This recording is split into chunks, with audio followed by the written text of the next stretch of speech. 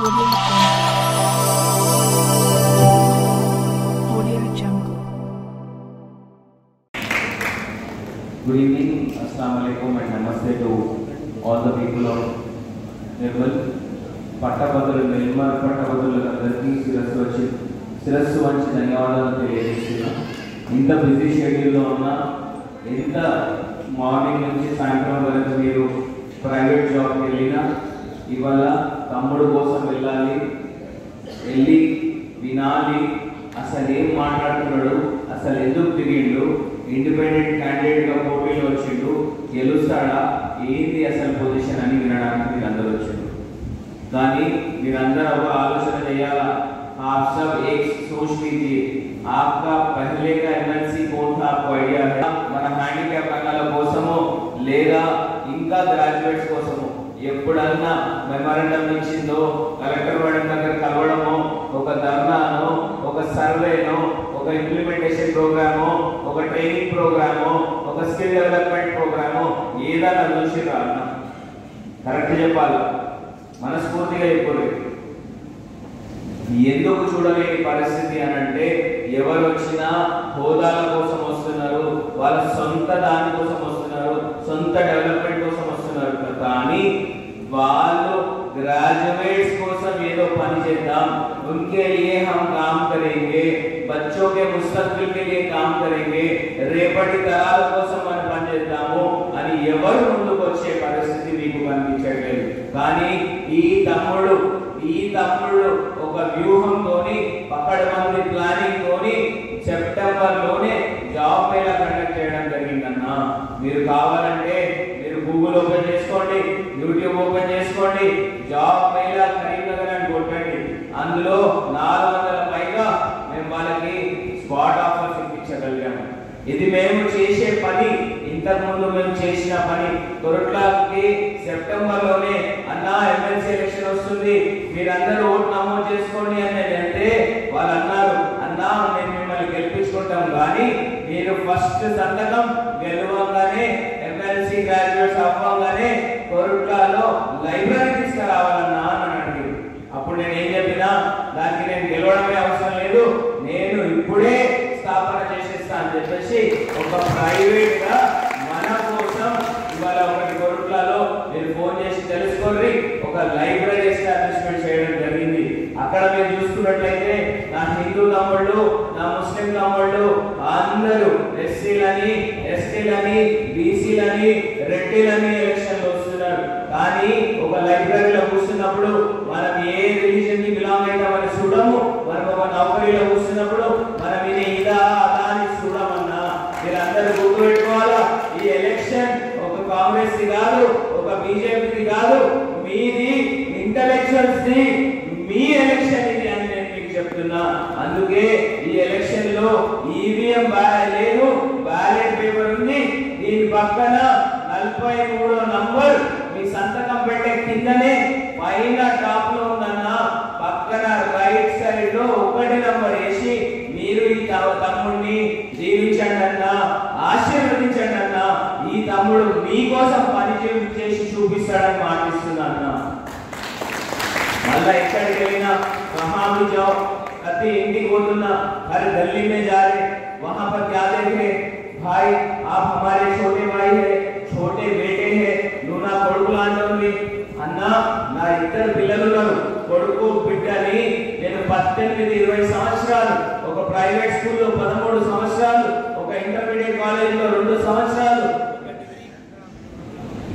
ఒకటి 3 సంవత్సరాలు చదివించడం జరిగింది. మొత్తం 18 సంవత్సరాలు పూట కొట్టుకొని బట్టలు లేక పొట్టలో 1 రూపాయి ఖర్చు లేక ప్రతి రూపాయి కష్టపడి పొదుపు చేసి సంపాదించి పిల్లల్ని బడికి పంపిస్తే ఇవాళ ఉన్న పరిస్థితి, మీరు 10-15 ఏళ్ల కింద ఏదైతే చదువుకున్నారో అదే ఇలా మళ్ళీ రిపీట్ కాబోతుంది. అందుకే మీరు చూడండి, మీ मनमंडल सभी ने बिना आपके बच्चों को भी आप पढ़ा रहे तो आप क्या बोल रहे, प्राइवेट ट्यूशन की जाने की क्या जरूरत है बेटा, ये मैं जब पढ़ी थी यही था, मैं जब पढ़ा था यही था, मैं खुद आपको पढ़ाऊंगा बल्कि आप लोग बता रहे. అందుకే నేను చెప్తున్నా ఇవాళ ఆర్టిఫిషియల్ ఇంటెలిజెన్స్ పేరుతోని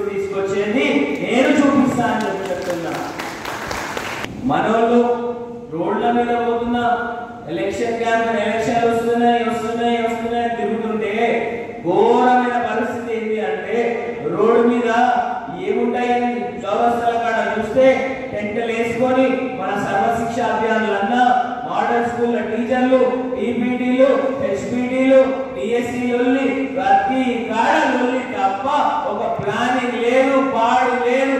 ఏదన్నా గ్రాడ్యుయేట్స్ కోసం మంచిగా అవుతుంది అని అంటే ఏది చేయకుండా వారి వాన్కులం పేరు పైన వీల్ మతం పేరు పైన కొట్లాట తప్ప ఏది లేదు.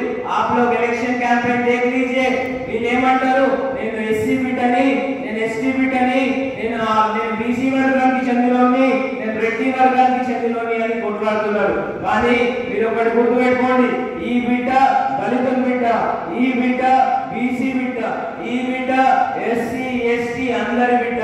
నాలాంటి సెక్యులర్ లీడర్ ప్రొఫెషనల్ గ్రోత్ కోసం రేపటి తరాల కోసం ఒకవేళ మీరు దీవిస్తే నేను కౌన్సిల్ లో కూర్చుంటే అందరికి కలిపి సెక్యులరిజం లీడర్ గా సెక్యులర్ గా బిహేవ్ చేసి ముందుకు నేను పనిచేసి చూపిస్తానని మాట్లాడుతున్నా. ఒకటే వర్గానికి సంబంధించిన ఇష్యూ కాదు ఇది, మన కమ్యూనిటీ గ్రాడ్యుయేట్స్ కమ్యూనిటీకి సంబంధించిన ఇష్యూస్ చాలా ఉన్నాయి. మీరు సర్వశిక్షణ అభియాన్లోనే కానివ్వండి, మోడల్ ఎక్కడ పోయినా, మంచిర్యాల పోయినా, ఆసిఫాబాద్ పోయినా, సిద్దిపేట పోయినా, నిజామాబాద్ ఆదిలాబాద్ పోయినా ఇన్ని రిప్రజెంటేషన్ వస్తున్నాయి. మెమోరాండమ్స్ దియాజాగా డిఎస్సి ఇలా పక్క మెసేజ్ చేసింది, మా నాన్న డిఎస్సి లిస్ట్ వస్తుందో ఇవాళ వస్తుందో రేపు వస్తుందో వెయిట్ చేసి హార్ట్ అటాక్ వచ్చి చచ్చిపోయిన పరిస్థితి అన్నా. జరను నా గురించి మాట్లాడన్నా స్టేజ్ మీద మాట్లాడాలని ఒక అక్క నాకు మెసేజ్ చేసిందన్నా. నేను చెప్పినవన్నీ దేవుడి పైన ప్రమాణం చేసి చెప్తున్నా, ఏది కానీ అబద్ధం కాదు. నా దాకా వచ్చిన ఇష్యూసే నేను మీ దాకా తెలియజేస్తున్నా అన్నా. ఎప్పుడైతే so called group 1, group 2, group 3, group 4 ఇంకా ఇన్ని ఎగ్జామ్ల పేరుట స్కామ్స్ జరుగుతున్నాయి, మీరు చూస్తూనే ఉన్నారు. ఒకసారి నోటిఫికేషన్ వస్తుంది, ఇంకో దగ్గర ఏమో స్కామ్స్ అయ్యే పరిస్థితి. అన్నా మీరు నన్ను దీవించండి, ఆశీర్వదించండి. మీకోసం డిజిటల్ ట్రాన్స్పరెన్సీ పేరుతో ఈ ఎగ్జామ్స్ అన్ని డిజిటల్ చేసే బాధ్యత నాది అని నేను మీకు మాటిస్తున్నా. ముందు చూసుకుంటే ఎన్నో ప్రాబ్లమ్స్, ట్రాన్స్పరెన్సీ డిజిటల్ ట్రాన్స్పరెన్సీ తీసుకొచ్చినా ఏంటి ప్రాబ్లం? కనీసం ఎగ్జామ్స్ రాయాలన్నా బేసిక్ ఇన్ఫ్రాస్ట్రక్చర్ అవసరం ఉంది. నేనైతే నిర్మల్ లైబ్రరీ